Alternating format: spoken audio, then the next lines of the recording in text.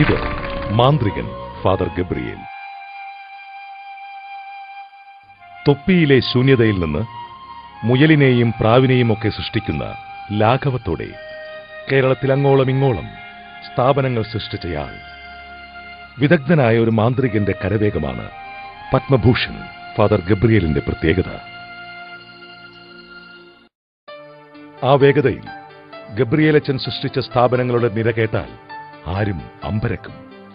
തൃശൂർ അമല നഗറിലെ Amala medical college and cancer research institute, Irinjalakuda Christ college, ഇരിഞ്ഞാലക്കുടയിൽ പെൺകുട്ടികൾക്ക് വേണ്ടി Saint Joseph's college, Chalakudy Carmel school, Irinjalakuda Catholic centre, Kuriachira Galilee, Chetana Sangeetha Nataka academy, Manalur Sneharam, Kozhikode Deepthi Bhavan, Pollachi English medium school, Palakkad Bharat Mata.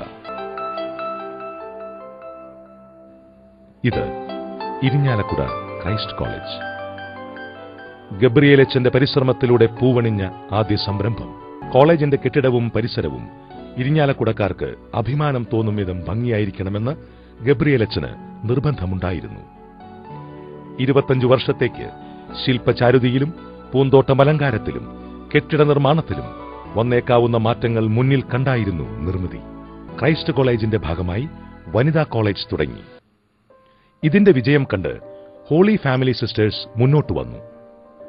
അവർക്കായി Christ കോളേജിലെ വനിതാ വിഭാഗങ്ങൾ വിട്ടുകൊടുത്തു സെയിന്റ് ജോസഫ്സ് കോളേജ് പ്രവർത്തനം ആരംഭിച്ചു. കോളേജുകളിൽ നിന്നും പഠിച്ചിറങ്ങുന്നവർക്ക് തുടർന്ന് മാർഗനിർദ്ദേശങ്ങൾ നൽകുന്നതിനും ഒരുമിച്ച് ചേരുന്നതിനുമായി 1975 ഇരിഞ്ഞാലക്കുടയിൽ കാത്തലിക് സെന്റർ തുടങ്ങി. ഇപ്പോൾ ഉന്നത വിദ്യാഭ്യാസവും കലാപ്രവർത്തനങ്ങളുമായി കേന്ദ്രം വേറിട്ട് നിൽക്കുന്നു.